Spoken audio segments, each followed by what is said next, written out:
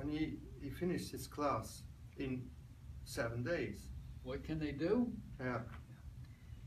You know, it's interesting that I've found over my almost 50 years in the work now, and that is the new student, for some reason, is always the best student because they're so programmed that they can do anything. I mean, don't even think for a second that there's something you can't do. That way they'll always try, at least, to do what is presented to them. But in reality, the skills they learned in Omni are so recognized as working beautifully with a minimum amount of time for just about anything, a problem that a person comes in your office for. And I'm not talking about weight loss or smoking, these simplistic little problems. I'm talking with the deeper problems that you may have to have medical or psychological referrals for, like fears and phobias and depressions and anxiety.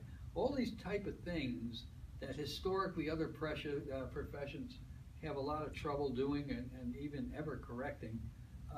That person, when they walk out of your office after taking your class, is going to feel comfortable and confident being able to handle these mental disasters that other people just don't have any idea how to do very quickly. So you're going to give them those skills, and they are going to be amazed the first time that they use them with a real person, and they're going to be very confident, and you're going to make sure that happens. I know they are. I know you are. One more.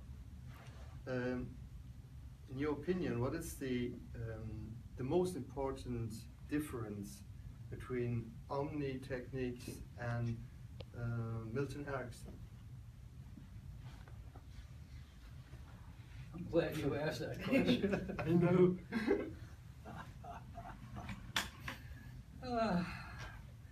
Milton Erickson was a very good hypnotist. Nobody can say anything bad about the outcome that Milton had with the patients he worked with. Milton was born with a very unique skill. And that skill was he could sit down with an individual and he was a storyteller. He could use analogies and all sorts of verbal techniques to talk to him like your father used to talk to you when you didn't feel good, son, and he would talk to you in such a understanding way, and you'd feel better, you say. And Erickson was very successful with that. And that's something that I've discovered over the years. A lot of people study Erickson. They call themselves Ericksonian hypnotists. But when you get down to it, and when you watch these other people work, they just don't seem to be able to do it the way Erickson did it. In other words, Erickson was born with a beautiful, beautiful ability that really you have to be born with to be able to do it at that level that he did it in. And I can't do that. And Erickson did very well, but on tapes we used to hear, he used to say that he wished he could do what Dave Ellman did. So even he thought there was room for improvement, although he wouldn't admit it in public, I'm sure. So in Ericksonian hypnosis is long, takes a lot of time to do.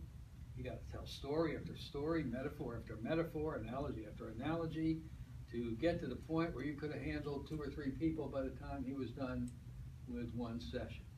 So what you teach is quick, fast, effective, and creates wonderful change in a minimal amount of time.